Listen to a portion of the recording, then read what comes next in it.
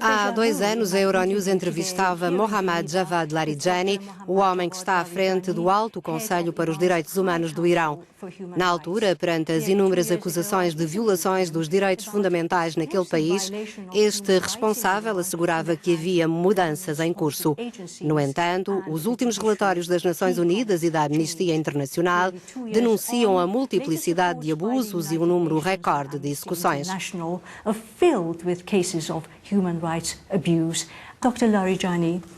Nos últimos anos, registaram-se no Irão mais de 900 execuções, sendo que muitos dos condenados eram apenas crianças à data dos crimes de que eram acusados. As execuções no Irão fundamentam-se à luz da lei. 90% dos casos estão relacionados com o tráfico de droga. De acordo com a Amnistia Internacional, há neste momento 160 menores condenados à morte. Alguns receberam a sentença há mais de 7 anos. Como olha para o facto de estes jovens crescerem à espera de morrer? Há uma grande diferença conceptual entre criança e menor.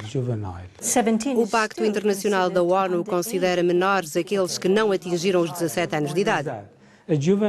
Um menor pode estar a meses de se tornar num adulto. Por definição, a pena capital não é aplicada aos menores de 18 anos, a não ser que o juiz considere excepcionalmente que o acusado tem aptidão para ser responsabilizado pelos factos.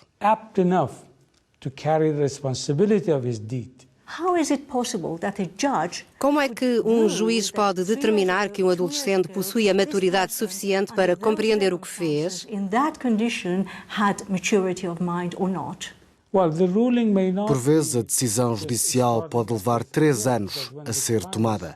O processo começa imediatamente após o crime, mas na maioria desses casos é necessária a intervenção de psicólogos e médicos que possam apurar a saúde mental e física do acusado. Vamos falar de um caso concreto. Saman Nassim foi detido quando tinha 17 anos e executado recentemente. Foi acusado de blasfémia. Pergunto-lhe, Deus não se consegue defender contra as palavras de uma criança? O nome é apenas uma categorização. Há certos crimes que resultam na pena capital. Infelizmente, no caso de Nassim, ele estava envolvido em atividades terroristas. Sinceramente, o senhor nunca se arrependeu de um erro que tenha cometido aos 16 ou 17 anos? Se cometer um erro, peço perdão a Deus. O sistema punitivo no Irão não se baseia no castigo, assenta sim na reabilitação. Por isso é que se executam menores? Por isso é que há vários casos de perdão judicial, exceto quando há envolvimento em atividades terroristas. Falemos agora de liberdade de expressão. O Facebook não é permitido no Irão. Há constantemente detenções de bloggers e qualquer crítica ao sistema ou ao líder supremo, por mais leve que seja, resulta numa punição severa. A liberdade de expressão absoluta não é razoável, nem sequer é uma garantia nas outras partes do mundo. As pessoas podem criticar todos os aspectos do governo de alto a baixo. Todas as políticas podem ser escrutinadas.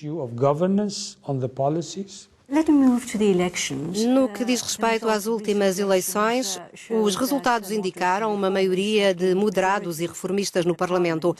Mas isto é puramente formal, porque é o Conselho dos Guardiães que tem a última palavra, que pode vetar todas as leis aprovadas pelos deputados. E este Conselho é composto por conservadores, o que na prática significa que a posição do Parlamento é irrelevante.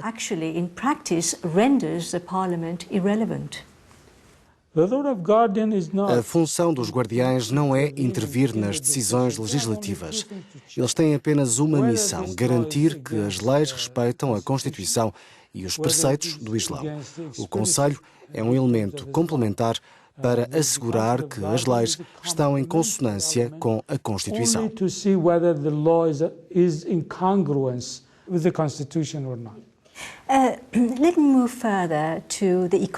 No setor económico, o Irão está a abrir portas a negócios com grandes grupos petrolíferos, como a BP e a Shell. Tendo em conta que está em causa o petróleo iraniano, uma riqueza nacional, por que é que as negociações estão a decorrer à porta fechada no maior dos secretismos? O petróleo pertence ao povo do Irão. Por que é que este não tem o direito de ser informado sobre as condições de venda dos seus próprios recursos? Antes de mais, o dever do governo é chegar a um acordo. E enquanto isso não acontece, não me parece normal tornar o processo público. O secretismo em torno das negociações com as autoridades iranianas não poderá levantar suspeitas de subornos e corrupção? Os subornos e a corrupção existem em todo lado. Não estamos imunes a isso, sejam as negociações públicas ou não. É o sistema que tem de tentar controlar as contas. Esse sistema existe no Irão? Sim, nós combatemos firmemente a corrupção, mas é uma doença internacional, global. Não a podemos erradicar, mas podemos minimizá-la. É possível controlá-la. O senhor é também um dos principais conselheiros do líder supremo em matéria de política externa. Por que é que o Irão retirou quase todos os efetivos militares da Síria, deixando apenas cerca de 700 conselheiros no terreno? Que acordos foram estabelecidos com os outros países intervenientes nesta região?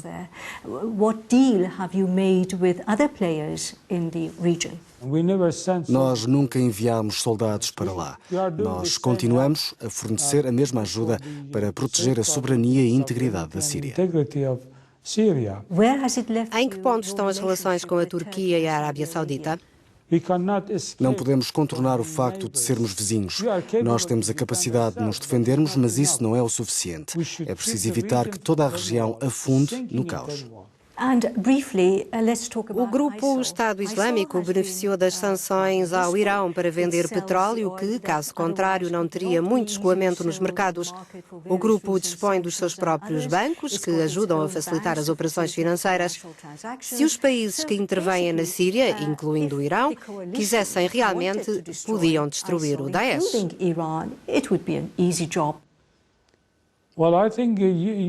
Creio que se está a referir à ironia da realidade no terreno.